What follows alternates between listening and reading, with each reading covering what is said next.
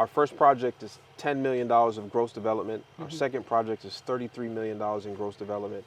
So you're looking in a physical 1 year, we have launched $43 million in projects. That's a lot of numbers. Yeah. So wow. our gross development project in the first 12 months is $43 million. And that's good for the economy here. Absolutely. That's how you expand the economy. Me personally, I want to be the example that you can be successful in America, Europe, wherever you are, Canada. Come to Africa and dream even bigger and become bigger. For me to do this in America, 12 months, have, you know, $43 million in development in 12 months, I don't think it's unlikely? Possible. No, it's very unlikely. So any entrepreneurs that if you are an entrepreneur wherever you are in a developed country and you want to dream big and you have the right intentions, you invest into the future, not into the past. Guys, when Ghana invited the diaspora to come back home, not everybody went home. Some people decided to choose a different path. Here on the island, here in Zanzibar.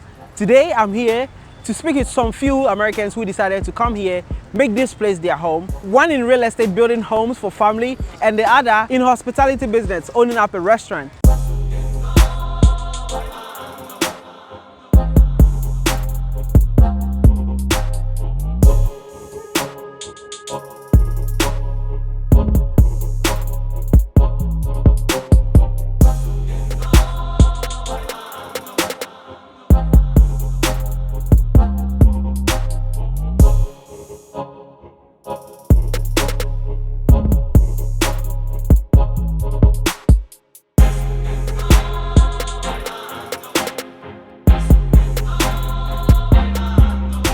Max Maxwell, a name very well known in the real estate industry. A young gentleman who decided to leave America behind to relocate here in Zanzibar, spending most of his time here investing in properties, building homes for family. Max has sold over 10 million worth of real estate in the first year of him doing the real estate here in Zanzibar. His next project, which is yet to launch on the 21st of September, he's probably going to be selling over 33 million worth of property here in Zanzibar.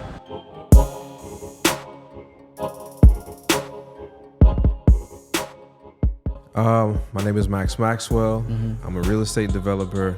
I'm born in America to Jamaican parents. I live in Dubai and Zanzibar.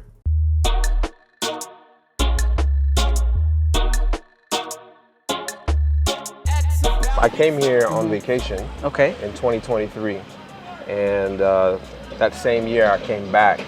And so when I came on the initial vacation, it piqued my interest. I came back a month or so later and wanted to start looking for land just to see what it would cost, because initially my wife and I wanted to build our own beach house as a second home. We live in Dubai and we want to have houses around the world.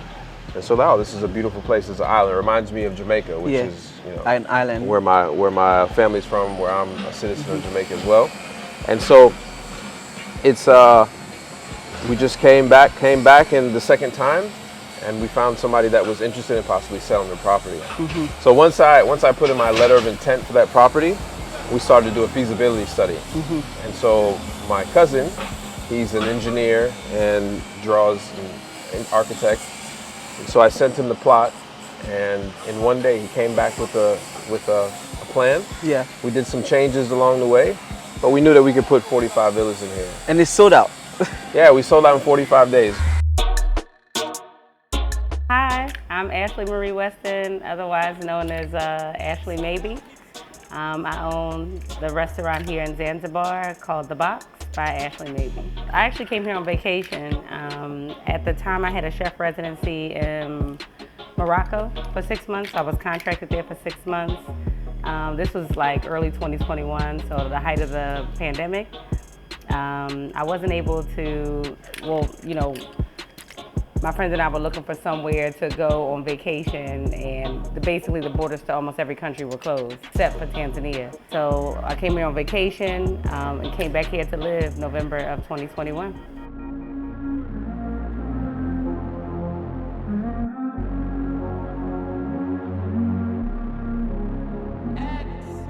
Now, this young woman said in the interview that whatever she's doing here in Zanzibar, she wouldn't have been able to do being in the USA.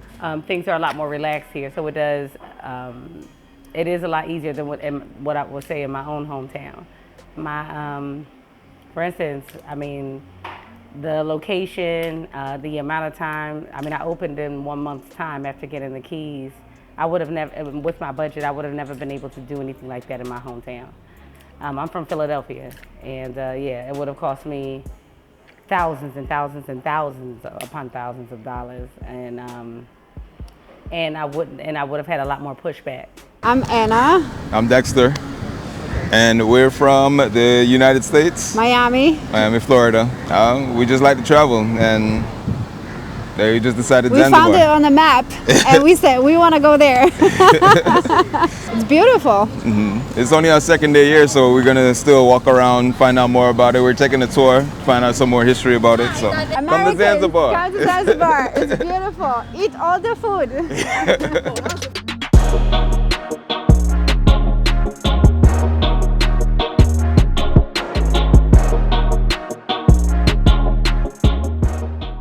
Guys, it's Captain Hayford here from Web Nation Africa. I'm here with Explore Zanzi, and we are bringing you life-rich experience travel to Zanzibar. And guess what? He's the best out here in Zanzibar, and I'm partnering with him so you guys can get to explore Zanzibar on a different level, exclusive, luxury, and everything. So yeah. Yeah, I'm Abui from the Explore Zanzi team, co-founder. I'm also managing partner at the PADCO, Pan-African Development Company. We're going to be bringing you a life-changing experience, a life-enriching experience. First day you get to Zanzibar, you're going to have a Stone Town, rich cultural experience of Stone Town, our heritage.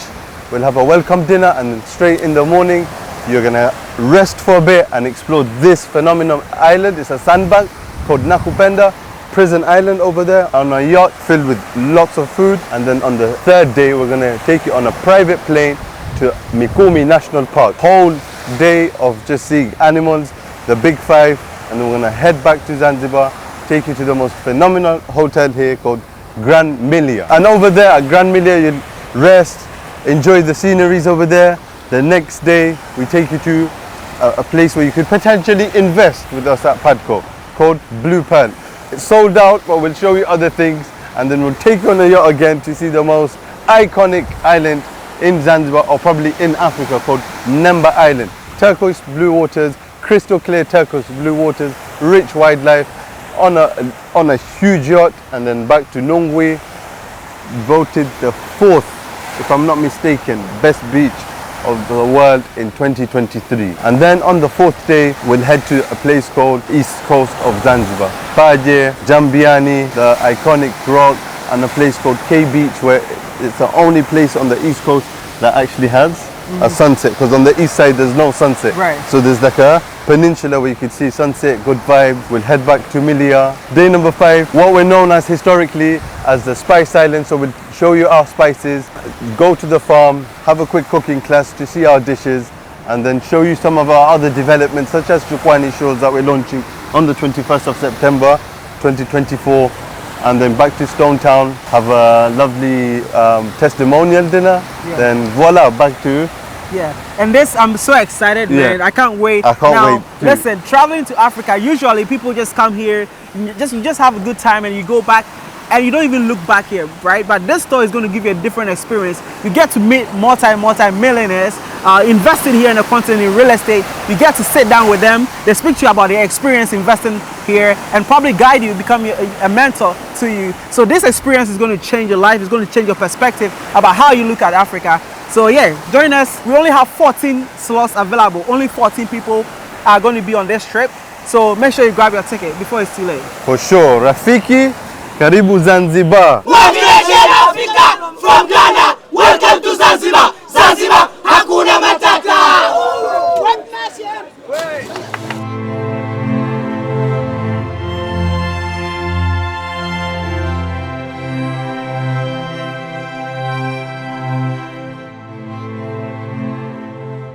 Hi guys, hello, I'm Reddy from the Rock Restaurant Zanzibar. I would like to introduce our story. I mean, the Rock is born during 2009, It was an idea from one guy, Italian guy, Mr. Nigel. They had this vision when they saw the rock, it was empty, was nothing building on top, just a small fisherman house that the local people, they using like to recover something for fishing. So they make a deal together, these Italian people, they're 3 Italian guys, the owner of the rock, I'm the manager. Between them and the owner of the rock, which is strange, there are 14 families from this village. So they make a deal together, they rent the rock, it was 2009. So after that they start to build a restaurant. It was open 2009, the first month of 2009. And you know, it was a big challenge. At the beginning was only 6 tables inside without any kind of terrace. So step by step we're building a terrace outside, and our main terrace, you know, and the rock becoming super famous all around the world. So now the rock is a really international place. The people that are coming from all around the world, different nationality, different culture. I'm super happy because every day I can talk with people. I mean, they coming from everywhere. I mean, we're living in a paradise here. There's nothing to complain, honestly. This is an Italian restaurant. Of course, there's a Swahili touch. Our main, let's say, the main menu is with fish, of course, and then the pasta is homemade. So this is a quick story about the rock. If you are interested, you are most welcome in Zanzibar to visit us and then have a lunch or dinner in this beautiful place. Thank you.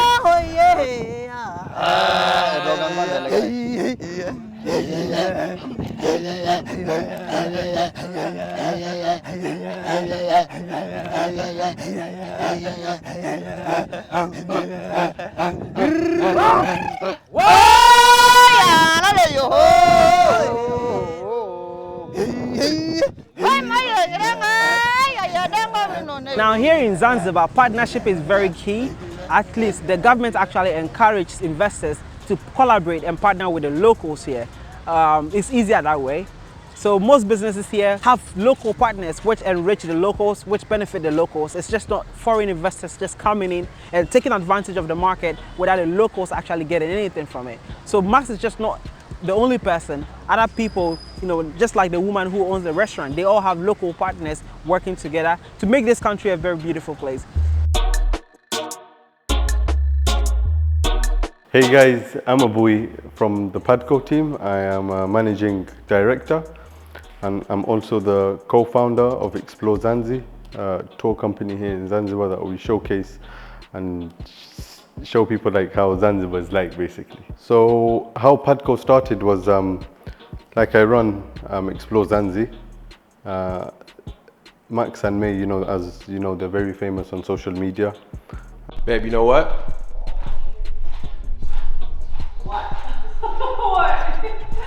We've been married like 9 months now. So, what do you think so far? I think it's been your pleasure, and I can't wait for 900,000 more years with you. And they did post that they were coming to Zanzibar, and then I reached out to them, but it didn't happen. Like we didn't meet, and coincidentally, I think something went wrong on one of the days, and the accommodation they were staying at, the guys knew me because, you know, we sleep a lot of guests there. They've seen our socials, so like, would you like to take Max and May on a tour? And I was like, I would love to. Quickly prepared everything for them. It was given about half an hour, and I took them to the spice farm, and that's when I met Max and May. From Explore Zanzi, we want to gift you some stuff on behalf of Zanzibar. More? Here we go. My and Max, congratulations for everyone! Welcome, welcome! Jamobana, habari gani? Nzuri sana, hakuna matata. Jambo, Jamobana, habari gani? Nzuri sana. My and Max, welcome to Zanzibar! Zanzibar, hakuna matata! It was a lot of good energy. Had a fantastic experience with them. And then Max spoke for a few minutes and said that he was potentially looking to come to Zanzibar and live here when it's hot in Dubai. He's pretty much retired, like he's taking it slow now with his family. And then I think his entrepreneurial spirits were ignited, and then we partnered up. It's like, at first we never knew we were going to partner up. I was just being me and my partner Muba. We were just being each other, and we were just helping him out. Being Zanzibaris, we help everyone out. Like, yeah, I'm thinking of doing A, B, C, D, I'm looking for a plot, this and that. And then we put everything together. They came to Zanzibar, and then that's when we sat on the table, and it was like, let's partner up and take this to the next level. And yeah, we're here now.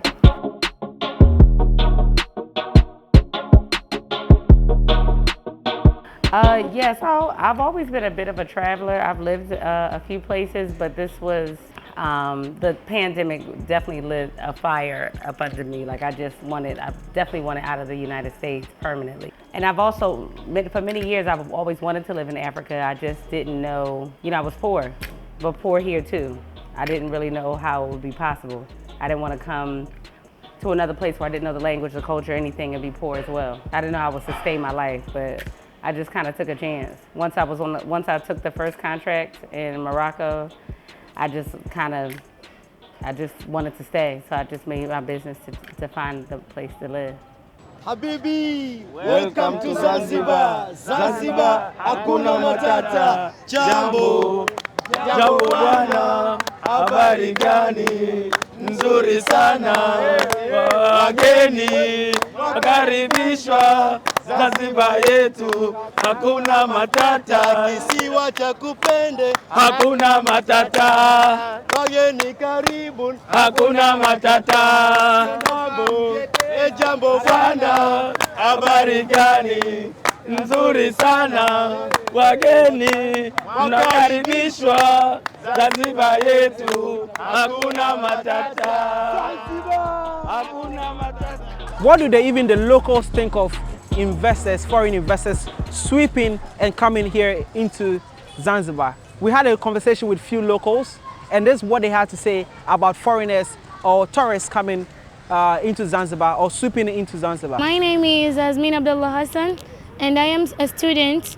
I'm originally born here in Zanzibar, so I've been here all my life. Zanzibar is a very special island. It's great. We have great scenery, landscapes. We have great cafes, hotels, resorts, and all. Here at Forodhani Park is an example. So you see, I really like tourists come here visiting us because they can see our culture, they can see our island, they can see how amazing the people here are. So it's a very good chance, even for our country's economy. So I am encouraging them to come and visit Zanzibar and then come to Forodhani Park. We have Jazani, we have different beaches that are great. They can enjoy their time here. That's about me. That's about me. About me.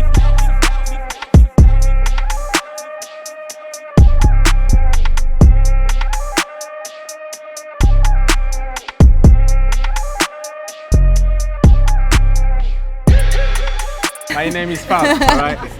My name is Fab, and we here from honeymoon together, and we heard about Zanzibar on the internet, on the chit chat, no, not chit chat, like someone chit chats with the other people, And we have some friends that they are already came out here. Yeah. Some friends already came out here, so. C'est un pays musulman et on est musulman, donc pour nous c'est très bien de venir dans un pays musulman, de pouvoir manger comme on veut, de la nourriture où on est autorisé à manger, etc. Pour nous c'est parfait.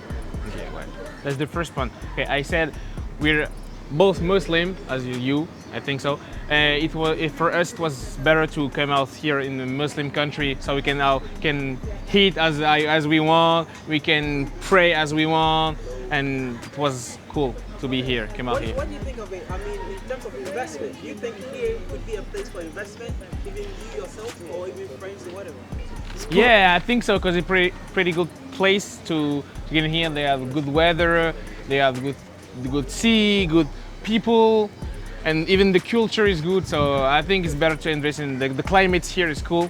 So I think so. Et puis aujourd'hui, en vrai, l'avenir est africain. Donc pour nous, investir en Afrique, c'est mieux que d'investir en Europe. C'est un pays magnifique avec une culture incroyable. On apprend l'histoire du pays et mine de rien, il y a une histoire incroyable. Il y a des paysages incroyables, mais il y a surtout une histoire qui est ancrée avec des influences africaines, des influences arabes et c'est incroyable. Pour moi ici, Zanzibar, ça rime avec le beau temps, le soleil, l'hospitalité, les activités, le safari, les animaux et tout ça réuni et donc c'est super. Hakuna matata. Tunashukuru sana kwa sasa hivi kwa hapa kwetu Zanzibar kwamba wageni wanaingia kwa wingi kwenye sekta ambazo sana sekta ya utalii. Kwa maana tunajivunia kwamba wanapoingia wageni biashara zetu zinakuwa zinakwenda. Kama mfano, kama mimi najishughulisha na masuala ya uagent au wakala kama vile kusajili laini pamoja na vifurushi kama package. Kwa maana hiyo wanapoingia wageni wanakuwa hawana laini ambazo watapata kutumia internet hapa. Kwa maana hiyo tunapata kuwapa huduma ya internet ili wanapoenda kama wanaenda visiwani, wanaenda Nungwi, wanaenda na mashamba na mahoteli, wanapata unafuu wa kutumia internet kwa haraka. Na vile vile kama sehemu ya sokoni kama hivi unavyoiona imeboreshwa.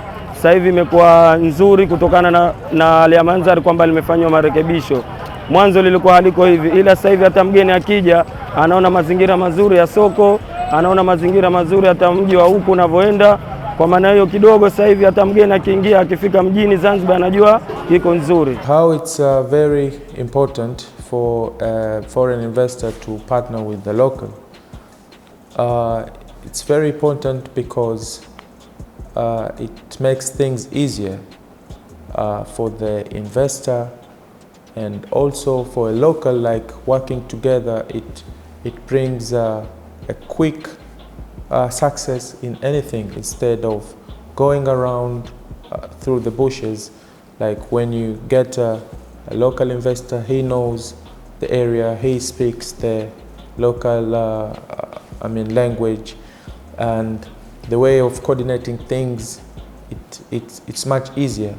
Like for example, for us in PADCO, it's been easy for us like to find the land, to know where it's the strategic place to invest, where it's a place with more tourist attraction or with high returns on investment. It's easy for a foreign investor to work with the local to make things done more quicker. Working with Maxwell has been a very great experience.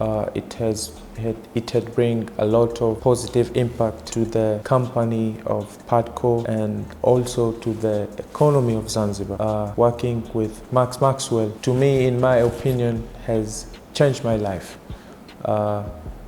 Being able to work with a real estate developer with more than 10 years of experience and successful, I can say successful real estate developer to be able to work with. And as you know, when you describe Maxwell, he's a mentor and like a brother to us and to the company. Like he doesn't hide anything. He keeps everything to the table and make everyone's mindset grow, and it's a very great experience to work with Maxwell.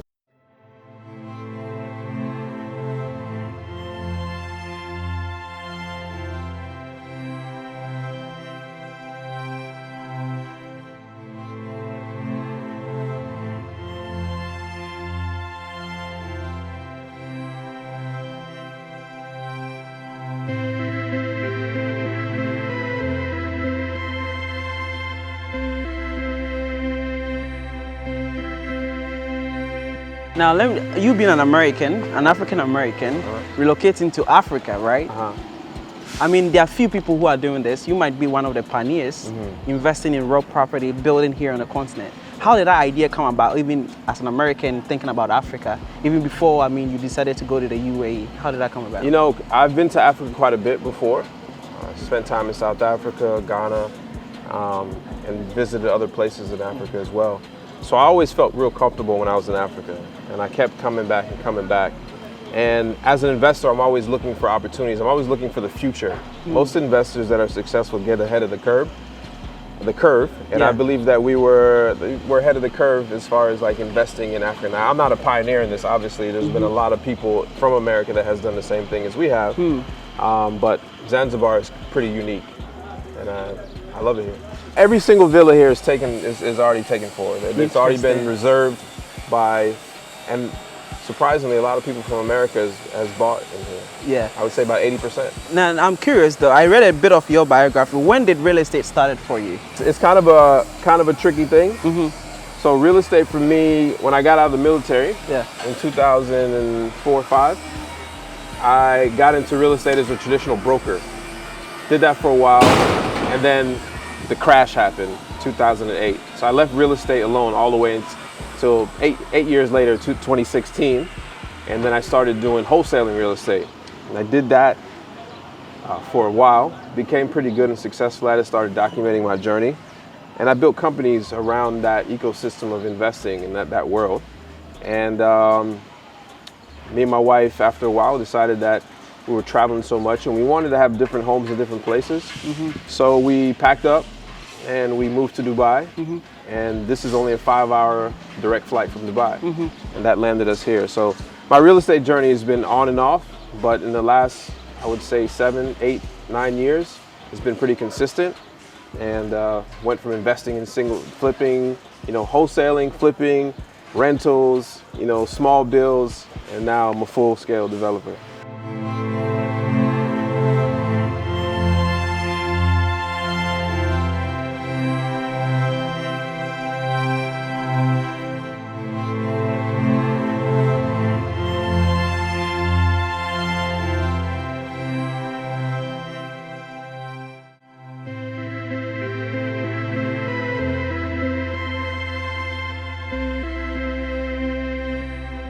So my friends and family are very, how do my friends and family feel about me being in Zanzibar or living in Africa? They're super excited. They've been here, my parents have been here twice to visit. My aunties, my cousins, uncles, everything. Even when I opened the restaurant, they were all here for the reopening of the restaurant. A lot of them, this has also been their first time on a continent, so they're really proud. Like, I'm the only person in my family that has a business in Africa. So they're extremely proud. They're not rich people. They just, they send me money when they can to make sure I can keep things going, and yeah, it's been cool. Challenges that I face with the business, I'll answer that part first. I opened this place with my business partner, who subsequently just dropped out. Really no notice, no explanation, and I spent a lot of time being super angry about it, mainly because while I've been a chef for many years, I never aspired to have a restaurant. I've never said those words out of my mouth. But friends have always encouraged me to do something like that, and even though I was angry with the business partner for dropping out, I'm still, even sometimes the worst things bring about the great things. I would have never thought to get this place or to do something or to do this if she had not inspired me to do that. So really grateful, nonetheless. Okay, so one of the things I think why it stands out, particularly in Stone Town, is because, well, one, we actually have 2 restaurants in one. I started renting this other side to another restaurant called Yo Yum. And basically what we've created is like this sophisticated food court. People can sit wherever they want and eat whatever they want. And neither of us have fancy food. It's what I would like to call elevated comfort food. So it's everything I would make in my own home. We just put it on a really nice plate. You know what I mean? And I just find our pricing to be approachable. Our food portions and everything is just really just kind of set up for comfort. We have bean bags on one side, and that, mind you, I find myself taking naps there from time to time if I've been staring at a screen too long. A lot of customers will too. They'll have dinner, have lunch or something like that, or come here to co-work and then end up on the balcony for the rest of the, on the balcony or one of the bean bags for a couple of hours.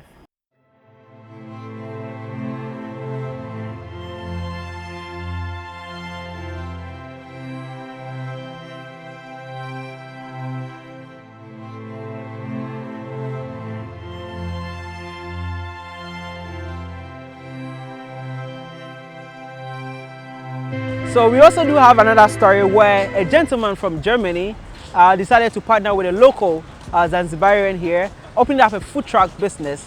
You know, this kind of collaboration is what Zanzibar encouraged. So we had a conversation with them, asked them how is it working together. I mean, coming from different cultures, from Germany, partnering with a local who speaks Swahili. I mean, their common language is English, but how is it working together here?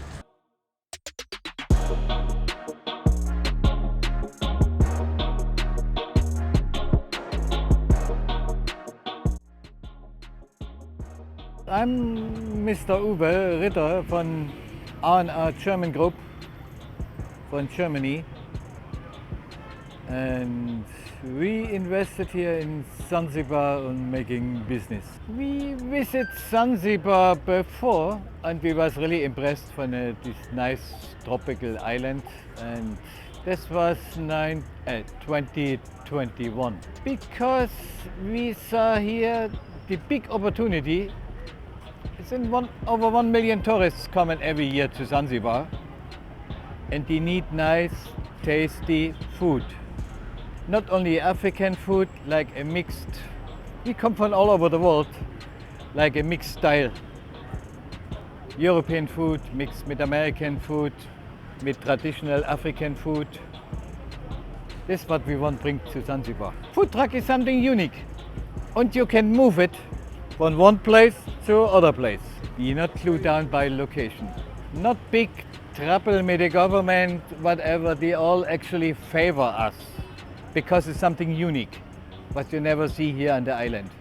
This tropical island as a Zanzibar is really nice. Nice weather, nice people, and it's really business friendly. This was most of the reason, because the weather. Yeah, the weather is really nice here. We are now open here for 3 months. Yeah.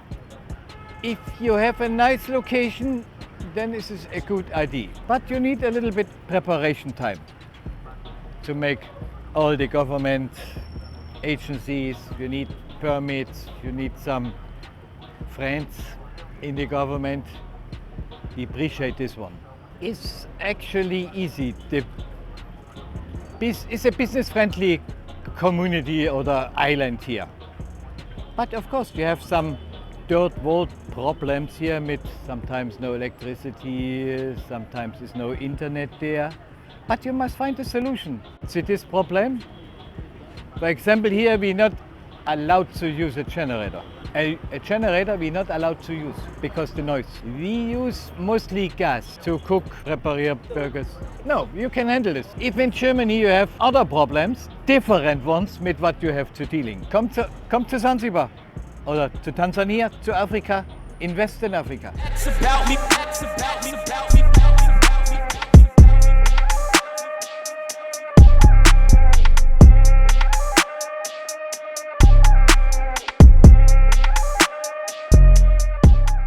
My name is Laurian Peter from Tanzania mainland. I meet with my friends at Paradise Beach Resort 2021. Actually, it was in January. From there, we just make a friendship because there are 2. We make just friendship, and after there, they go back to Germany. So we just keep attached, greetings. After there, in June, July, August the same year, 2021, they come back as a management at ORR Germany group. From there, they just ask me maybe what will you wish to do maybe in Zanzibar for future. My first answer was I would like to invest a food business, because that was their first question, because I was a waiter at the restaurant. That's where we meet and where we make a friendship from there.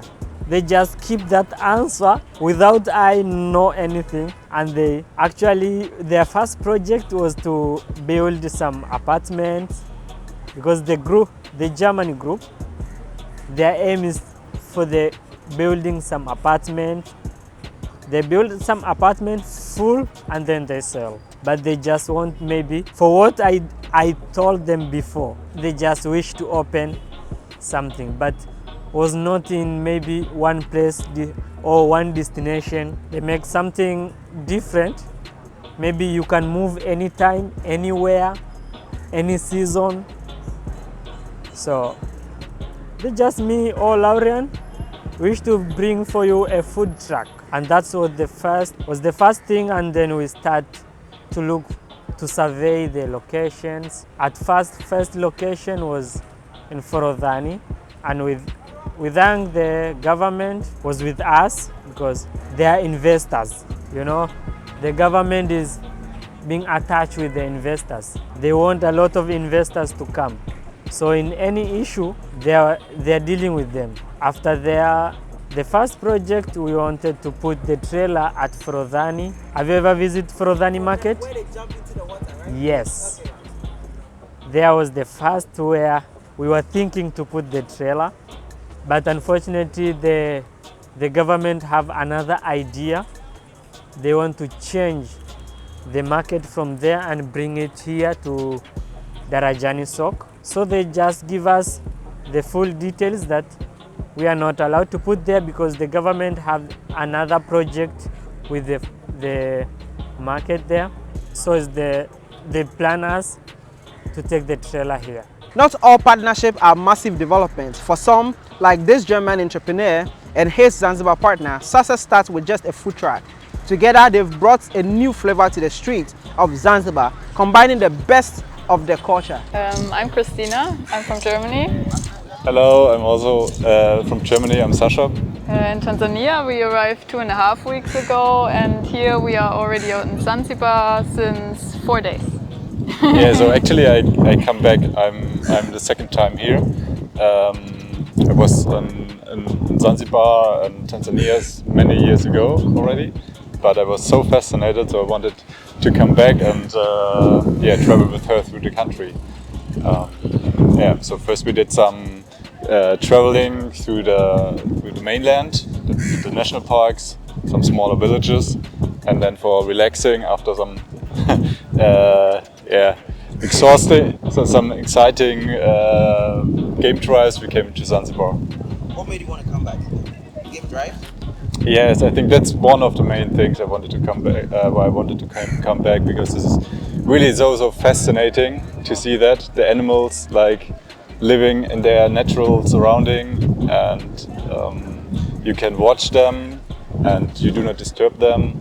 I'm just fascinated. I could watch that for ages, and I think that's the main thing. I wanted to come back. And, there are not so many places where I can see that, and for us as European, like these are very special. Yeah, special. Special animals. And so what about your first impression? Is it your first time in Africa? Yes, it's my first time, and yeah, first impression was pretty nice actually. The food was amazing when we arrived here.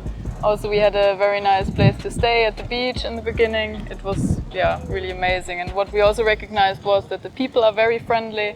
In general, they help you out just with buses, with, for example, some shoes here in the kite school and stuff like that. People just help each other, and it's very, very nice in the country to travel around. Yeah. Would you recommend Tanzania, Zanzibar to somebody? Yes, definitely we would recommend, yes. And we also want to come back in a few years. Yes. I like that. Rate your experience on a scale of 1 to 10. 1 to 10. I mean, there were some parts, of course, that were also a little bit difficult, and there were very nice parts. So I would say a 9. A 9? Yes. What would you say? I agree. Agree? I mean, you need to adapt your expectations, especially as a European. You cannot expect that buses are on time. But for us as Germans, we are not used to that because Deutsche Bahn is always not on time. Yeah, but you need to adapt your expectations in advance, get a bit to know in advance like how it is here, and then it's just wonderful, I think. Yeah.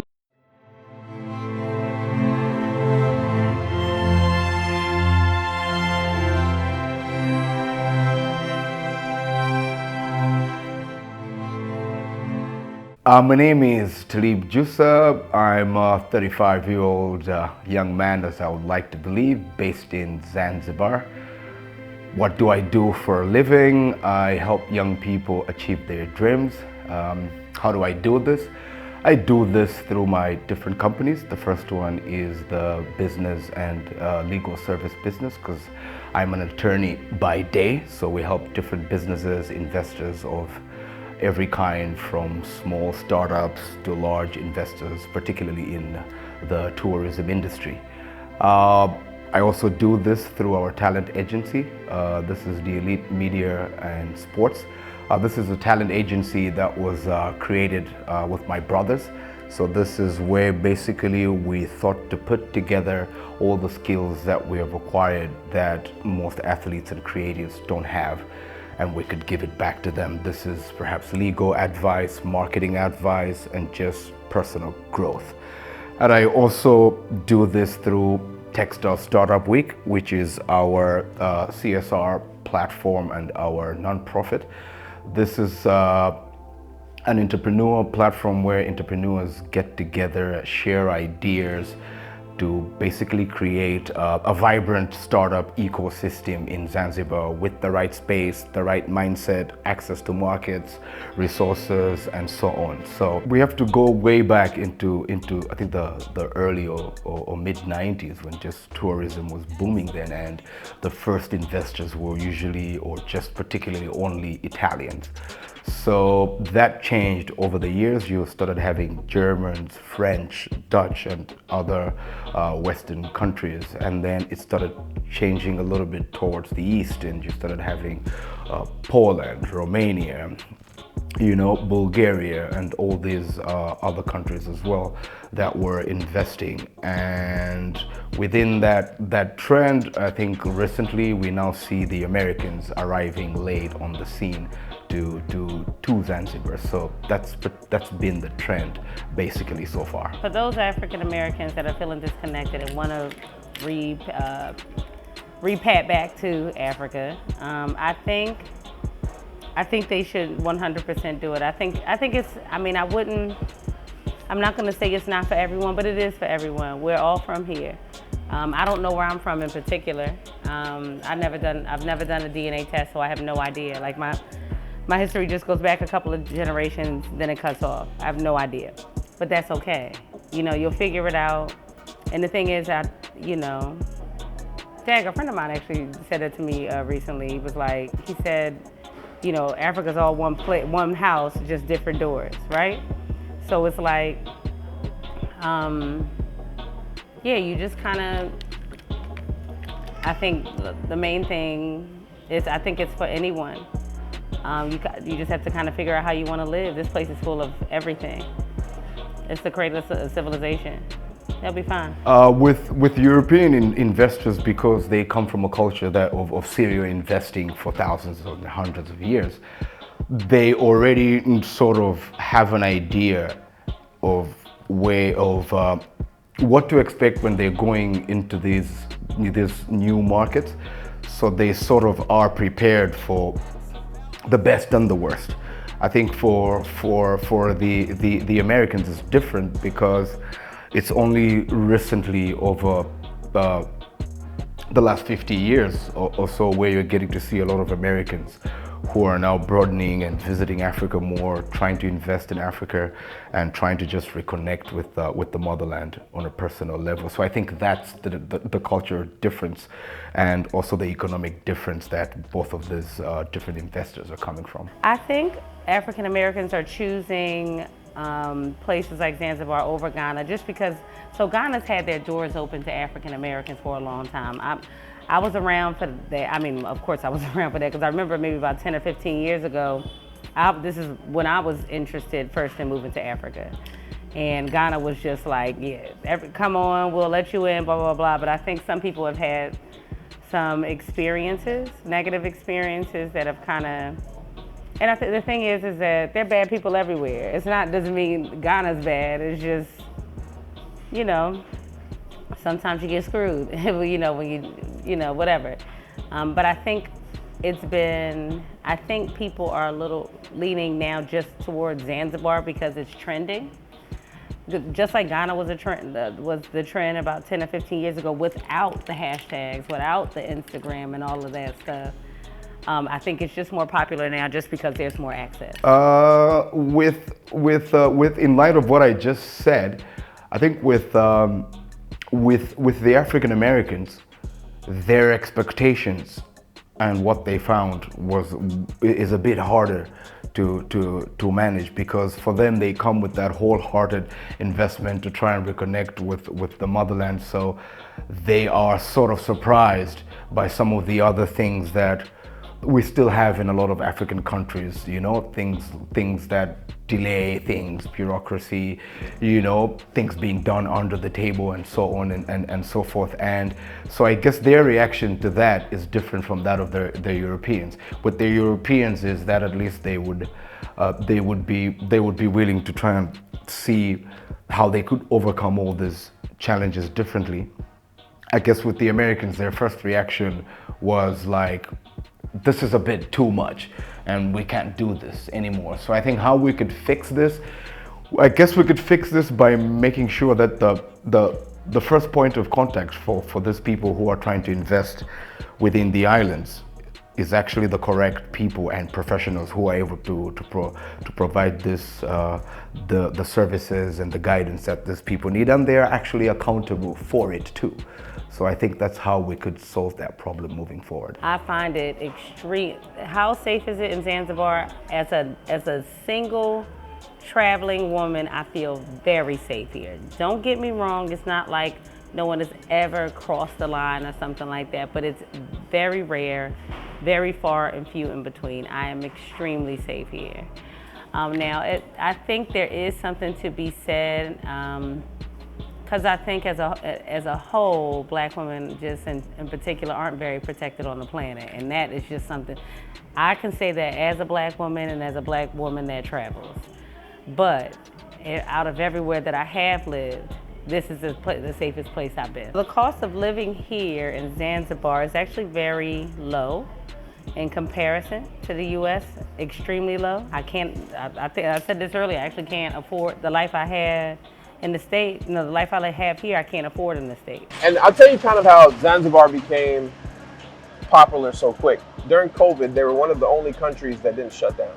Really? Yeah.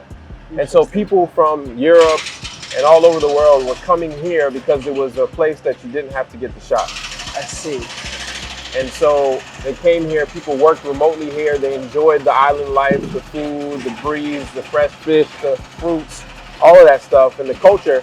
And it became very popular as people started making videos. I like that. So, but Zanzibar is beautiful, but one thing is I've never thought about it as an investment destination. I always thought about it as a holiday destination. Yeah. But you've seen what you've done. Now I'm beginning to see the investment side of things. Yeah.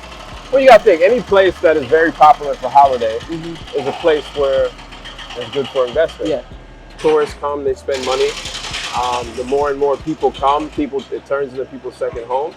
But I think obviously the tourism board is doing a nice job of preserving its culture as well, because that's also important. You know, my family is from Jamaica, and you can see not only Jamaica, all of the beautiful islands in the world eventually become very, very expensive, right? Because they don't make white sand beaches that much anymore, right? Yeah. So it becomes very valuable, and the government is trying to attract direct investment from outside, and it's working. And they're improving every day. Every day I wake up, there's a new road being built. There's a new infrastructure happening. So it's growing. And I think some people maybe don't understand how quickly it grows, but some people realize that this is a place where you get a second home or do an investment when it's already very expensive. It's relatively easy for businesses to start here. It depends on what it is. The good thing is, I mean, you find the right contacts, you won't have any trouble. You find the wrong contacts, you'll be overcharged for everything and nothing will get done. Can you paint a picture of the trajectory, let's say from now to the next 5 to 10 years, how Zanzibar would be in terms of ROI, in terms of, everything?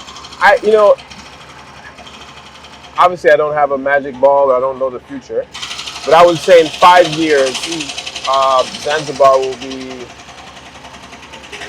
there won't be much land left to do investment on, that's reserved for investment.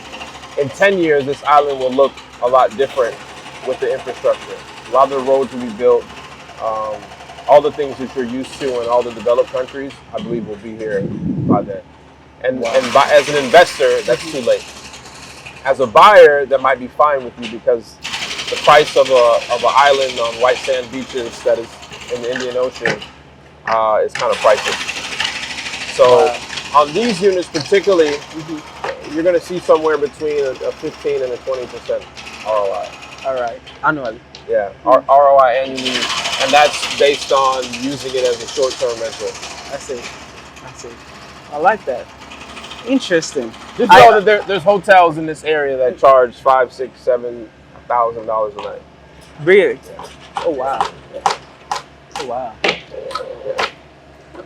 I'll tell you, this is a very popular place.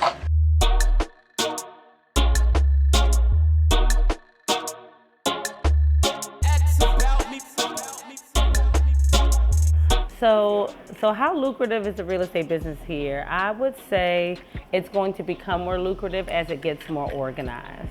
What did I wish I knew before I moved to Zanzibar? I wish I knew Swahili before I moved to Zanzibar. It would help me so much more with my business. I wish it's like my brain.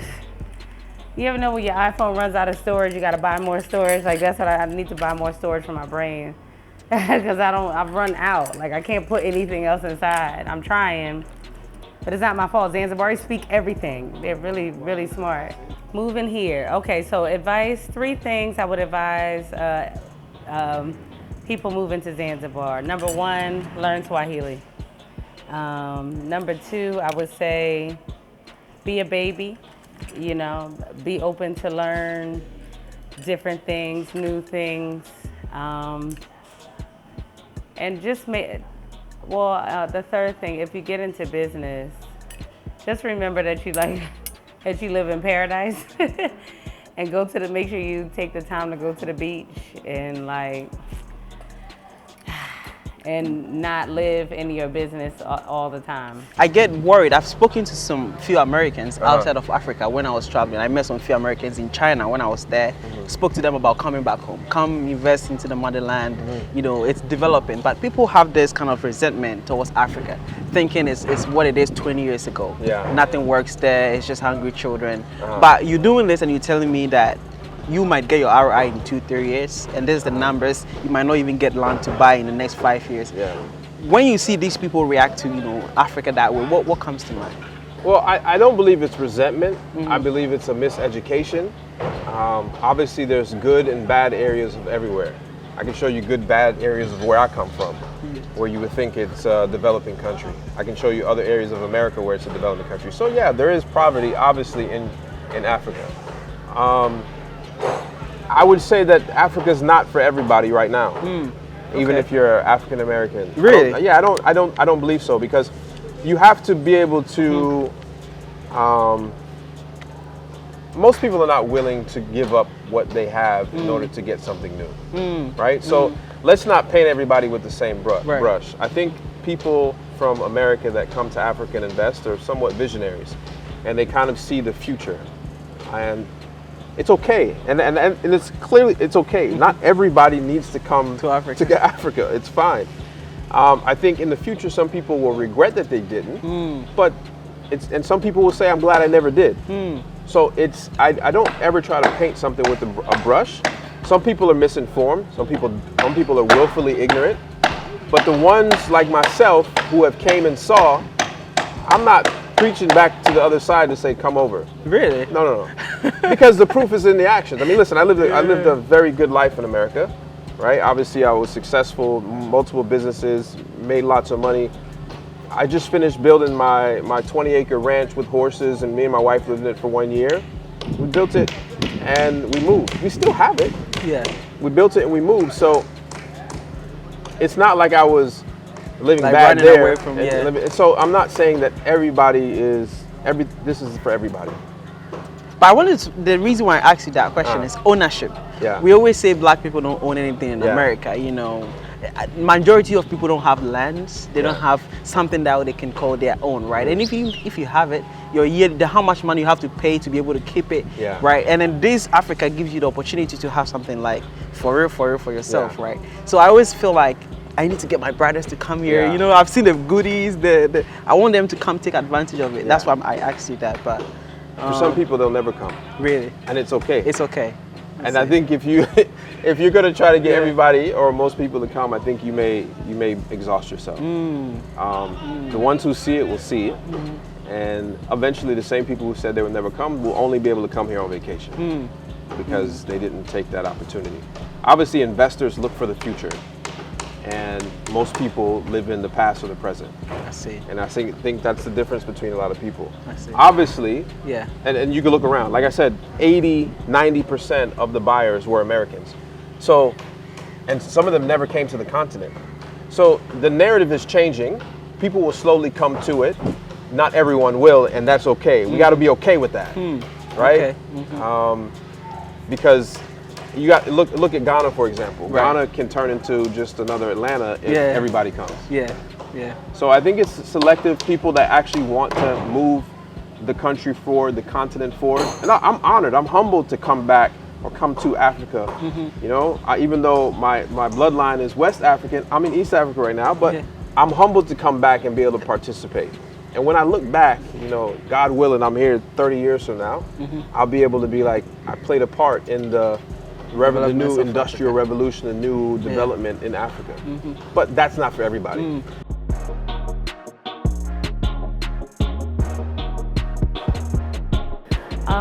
Has it been worth it since opening my business? I would say 100%. I've watched how things have changed. I've learned so much. I've made so many mistakes, but I've learned from them. And this is the first time in my life I even had to fire someone. Like, I've never either been in a position to do that or had to do something like that. But it's been difficult. It's been difficult, but it's also been fun and probably one of the biggest learning experiences of my life. I've been tested in every way, shape, or form you could imagine. But it's taught me to do a lot more of this and a lot more of that. One mouth, two ears, so I should be listening more, right? Why didn't you choose Ghana? Because listen, Ghana is everywhere. Ghana was more famous. More Americans knew about Ghana before. Listen, when they mention 5 countries in Africa, people would mention Nigeria, Ghana, South Africa before they talk about Tanzania. 100%. So why will you just look at all these countries and still choose, I mean...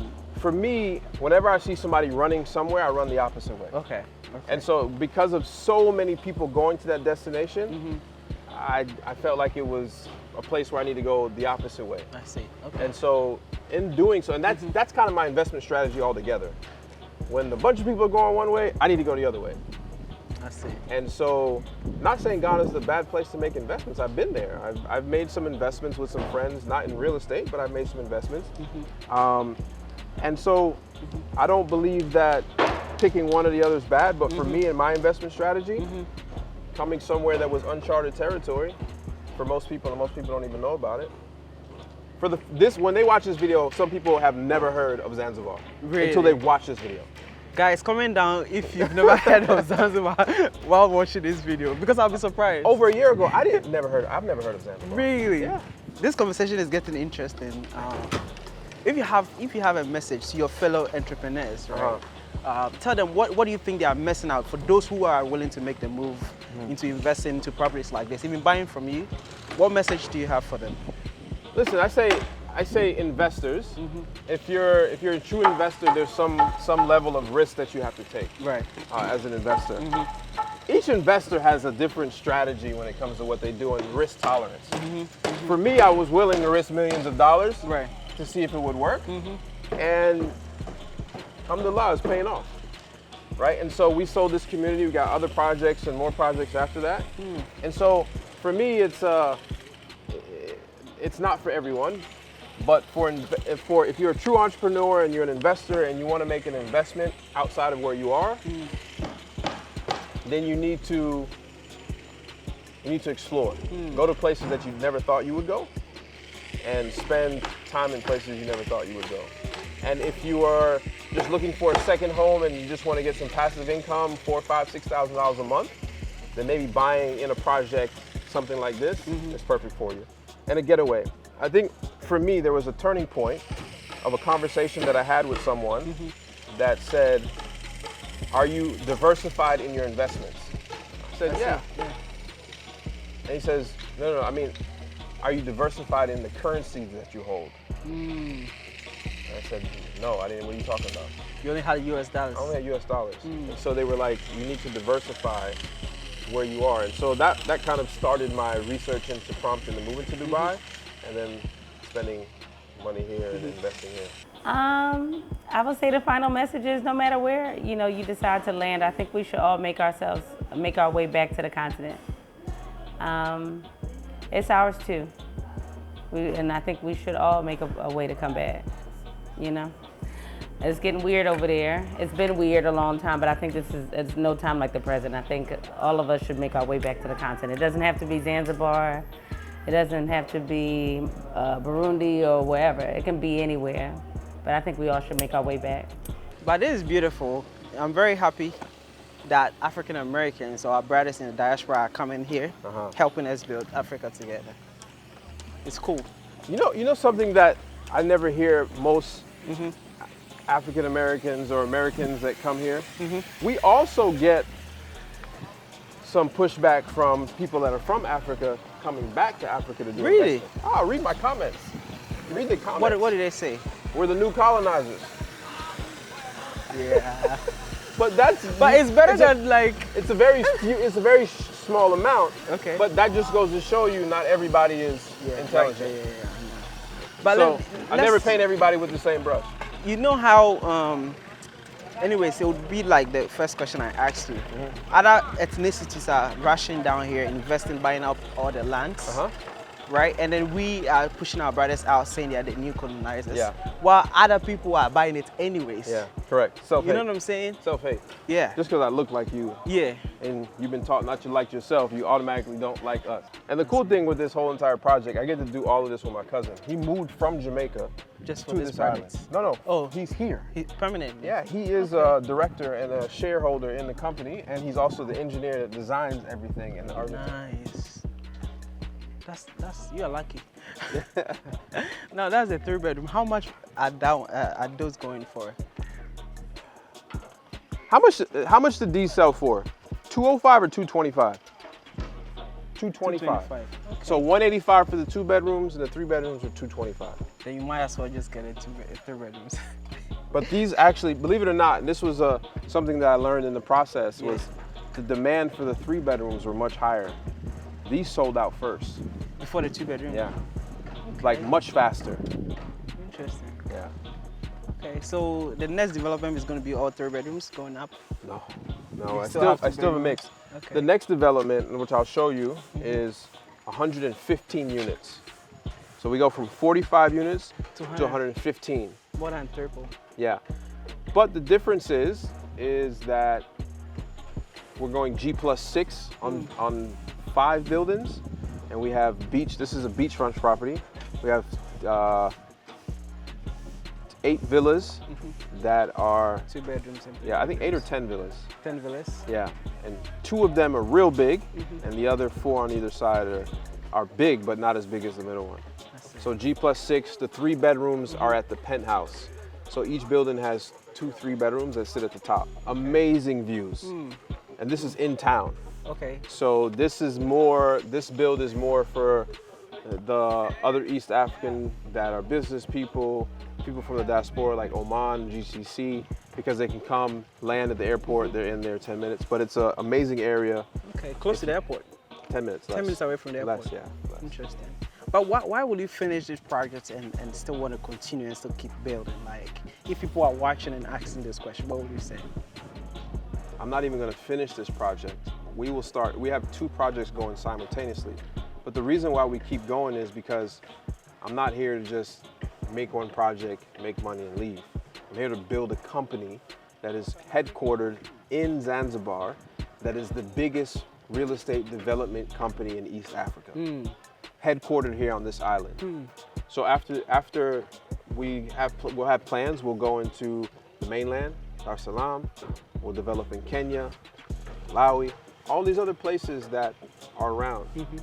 You know, we'll go to all of these places. Mozambique. That's our goal. We want to build villas, mixed use, shopping malls, apartments, office buildings.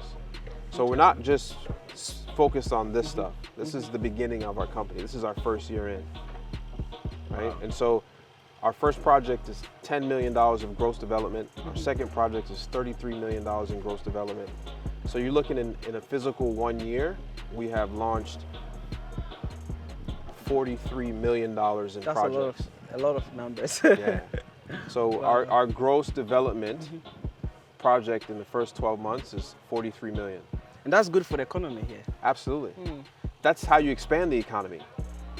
You know, if you look at 33 million, you're probably spending, I mean, think how many millions we're spending in suppliers, even locally. Millions. How do the government treat you though? Because back home in Ghana, a lot of the pushbacks from developers, they always complain about the government's policies and everything. Look, how Ghana invited investors to come here. I'm sorry, Zanzibar invited investors to come here. So for me, they gave us a set of perks. They gave us a set of rules. You follow the perks, you follow the rules, you get the perks. That's it. Yeah, for me, I don't have much interaction with the government other than, hey, is everything fine? Yeah, we're good. All right, cool. And so we just want to be the example. I think that's the main thing. Me personally, I want to be the example that you can be successful in America, Europe, wherever you are, Canada. Come to Africa and dream even bigger and become bigger. For me to do this in America, 12 months, have, you know, $43 million in development in 12 months, I don't think it's unlikely? Possible. No, it's very unlikely. Very unlikely. But Africa give you that opportunity. Yeah, because I'm allowed to think bigger. I'm allowed to be a part of the beginning or the growth. America's grown up. You don't have to raise the kid anymore. Here we have to take part in raising this baby. I like that. If you have a message, a final message before we go to the next property, what would that message be for the viewers? Look, I would say explore. Don't be willfully ignorant about things. Go get your own perspective on everything that you want to learn. And I think that will change your mind when you physically see it and feel it and smell it and taste it for yourself. I believe that you will be able to make up your own mind without any outside influences. And I'll tell any entrepreneurs that if you are an entrepreneur wherever you are in a developed country and you want to dream big and you have the right intentions, you invest into the future, not into the past. Anytime I do come here in Zanzibar, I get a fear of missing out. Now, I spoke to this entrepreneur who probably will be selling over 40 million worth of real estate within just 2 to 3 years. He said, listen, from now to the next 5 to 10 years, if you are an investor and you want to even buy land, it will be almost impossible for you to. Now, if you can buy, it's going to be very, very expensive. And the time is now for you to invest in Zanzibar.